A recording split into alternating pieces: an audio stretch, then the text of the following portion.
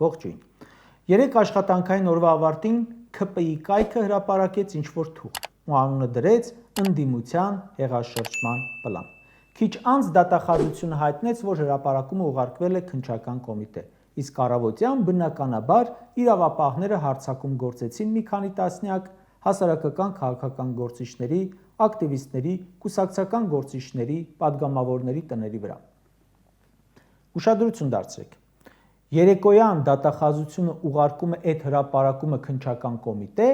առավոտ արդեն քննչական կոմիտեն հրապարակում է մանրակրկիտ իբր ծրագիր, ափալ-թափալ գրած, հետո էլ քննչականը մի հատ էլ հաղորդագրություն է տարածում ու լրատվականներին խնդրում է, որ շփոթել են, տարասխալներ են արել, խնդրում են ուղղենք։ Վստահ եմ, որ ժողովրդի մեծամասնության իրավապահ համակարգի ու ՔՊԻ համոզմամբ այս պլան կոչված աբսուրդը հորինել են Փաշինյանն ու մի քանի ՔՊԱ-կաններ, որոնք աշխատում են նաև որպես ֆեյք։ Շատ պարզ, անգրագետ կազմված, ցածր մտավոր կարողություն ունեցողների մտքին հասանելի թուղթեր։ Կարևոր էլ չէ, կարծում եմ լուրջ բան հորինելը, իրենց պետք էր, որ տակը մի հատ թուղթ լինի, որ քննչականը սկսի ձերբակալությունները։ Ինչու է Նիկոլ Փաշինյանին պետք հորինել նման բան։ Դա գալիս է իր վախերից։ Օրերս Սամվել Կարապետյանի կալանքի վերաբերյալ խոսելիս ասացի, որ այս մարդը վախերի մեջ է։ Սրանով շահագործում է իրավապահ համակարգը իր հոգեբանական վախերի համար։ Փորձում է ցույց տալ, որ իրավապահները իր ծառաներն են, պատրաստ են ենթարկվել իր ամեն անհեթեթ հրահանգին։ Կարող եմ այս սենց մի բան մոգոնել, վերագրել ում ուզում եմ ու ուղարկել հետևներից։ Տեսեք իմ հանձնարարականները կատարում են, ինչքան էլ աբսուրդ լինեն դրանք։ Այսօր են կատարում, ու ամեն օր չեն կատարելու։ Բայց մարդկանց մոտ լիքը հարցեր են առաջանում այս ձեր շոուից։ Հեղաշրջման պլանը այսպես կոչված, շարունակությունը, իրենց սաղ կուսակցությունով տարածելը, այդ ձայնագրությունները դեռ քննչական գործընթացի մեջ են, միանգամից հրապարակում են նախաքննությունը, ավարտվել է ուրեմն։ Բոլորին հարցաքննել են, որ հրապարակում են։ Մի հոգու բռնում եք, ասում եք նախաքննական գաղտնիք է, չեն կարող մանրամասնել, փաստաբանների իրավունք չունեն տեղեկություն տալ։ Իսկ այս պարագայում քննչական կոմիտեն, վարչապետ, ազգային ժողովի նախագահը չգիտես որտեղից հրապարակում են նյութեր։ Սա միանգամից վստահություն է առաջացնում, որ սա պլանավորած, կազմած, կարած շոու է, հատուկ քաղաքական նպատակով։ Կամ տեսանյութը հրապարակում են։ Մեջը որսորդական զենքեր են, շշեր են, ինչ-որ կողքը թղթեր են դրված, որ ասում են այդ որսորդական հրացանների թույլտվություններն են։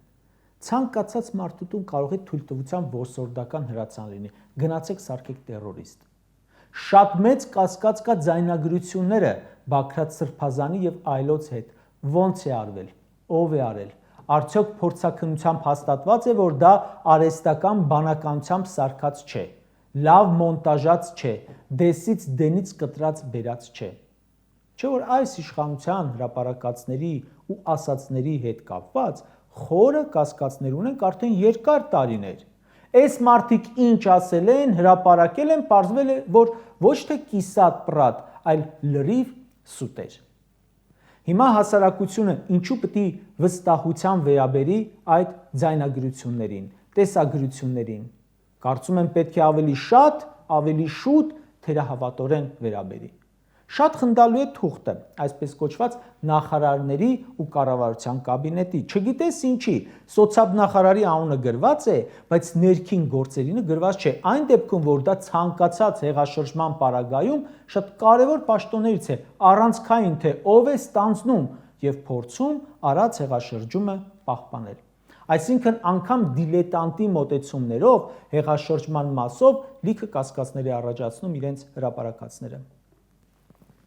Իսկ այն, որ նրանք կարող են մասնավոր զրույցներում ինչ-որ բաներ խոսել, Ժողովուրդ ջան, դա ամենախնդալուն է։ Բացեք ձեր Facebook-յան էջերը ու տակը տեսեք մարդիկ ինչ ասես գրում են։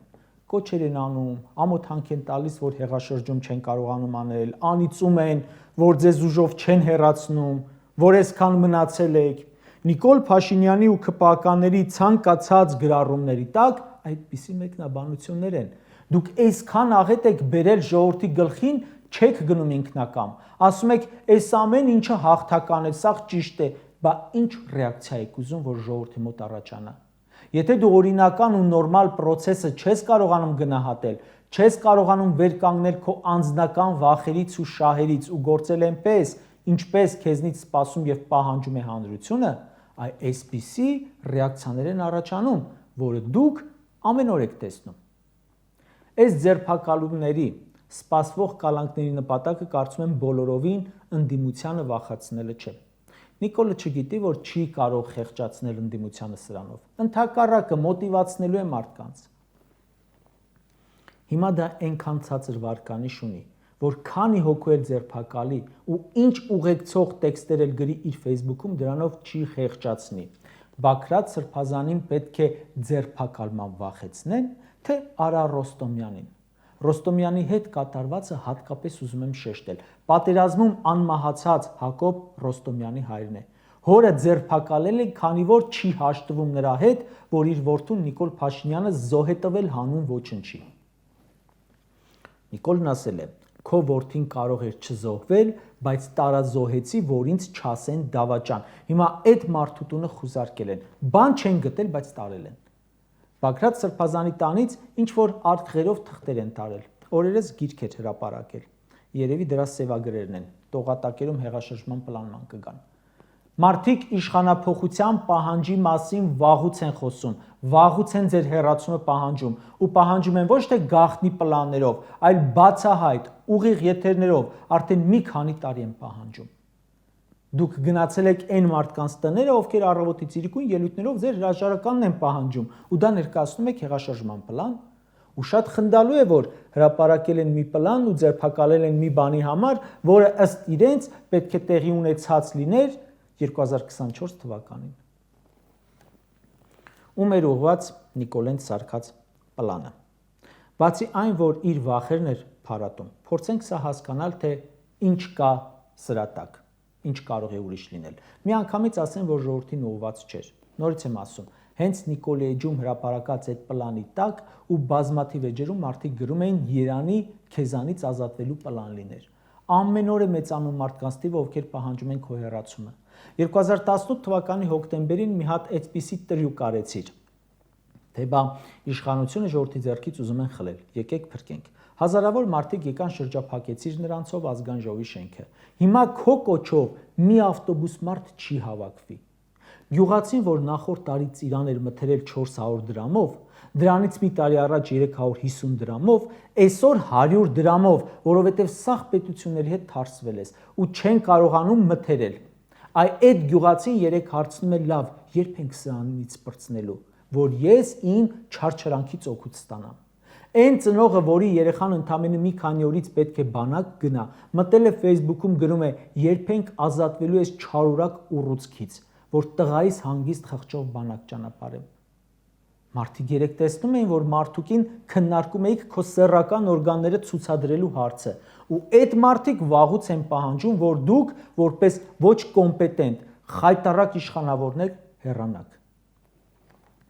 Ու Հայաստանի քաղաքացին, հայ ժողովուրդը չնչին բացառություններով բնավ չի անհանգստանա նրանից, որ դու հնարավոր է կորցնես իշխանությունը։ Այսօր Հայաստանի քաղաքացու երազանքը այն է, որ դու ավարտես քո իշխանական գործունեությունը եւ ոչ թե վերադառնաս ընդդիմադիր կյանք, այլ բանտային։ Կձերբակալես էլ, կկալանավորես էլ մի քանի ընդդիմադիրի, 10, 20, գուցե ավելի շատ, բայց քեզ ընդդիմադիր չէ այդքան հոգի, քեզ ընդդիմադիր է ժողովուրդը։ Դա է քո խնդրեմը, դա է քո վախերի պատճառը, ու դրանից դու չես ազատվի։ Դու գիտես, որ ժողովրդի մոտ չունես աջակցություն, դրա համար էլ ուրիշ տեղ ես փնտրում այն։ Թե ում են ուղղված այս ռեպրեսիաները, ճիշտ գնահատելու համար պետք է նաև ժամանակը հասկանալ, ինչու այս գծած պլանը սկսեց Թուրքիա այցից անմիջապես առաջ ու թափ հավաքեց Թուրքիա այդ այցից անմիջապես հետո։ Այցից առաջ մի ազդակ ուղարկեց թուրք բարեկամներին կալանավորելով Սամվել Կարապետյանին։ Այցից հետո տերոր է սկսել ընդդիմախոսների դեմ։ Մամուլը գրում է, որ զանգել են Պոլսահայ համայնքի ներկայացուցչի, որը Թուրքիայի նախագահի ապարատի սերտ առնչություն ունեցող մարդ է, ասել է. Թուրքիայում ապշած են մնացել Փաշինյանի պահվածքից։ ոչ մի հարցում Նիկոլը չի փորձել հակադրվել։ Ինչ ասել է Էրդողանը, համաձայնել է։ Անգամ ինքն է առաջարկել բաներ, որ Էրդողանի մտքով չէր անցել։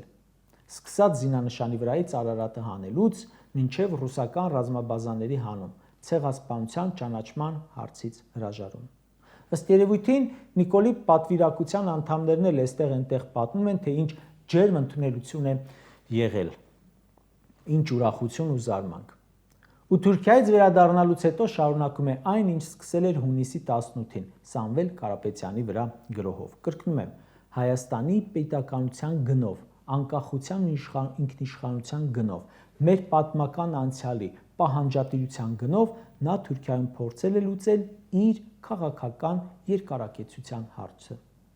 Ու սա ըստ երևույթին ոչ թե հեղաշրջման պլան է, այլ ավելի շուտ Նիկոլ Էրդողան-Ալիև համատեղ պլան հայ ժողովրդի ու Հայաստանի դեմ։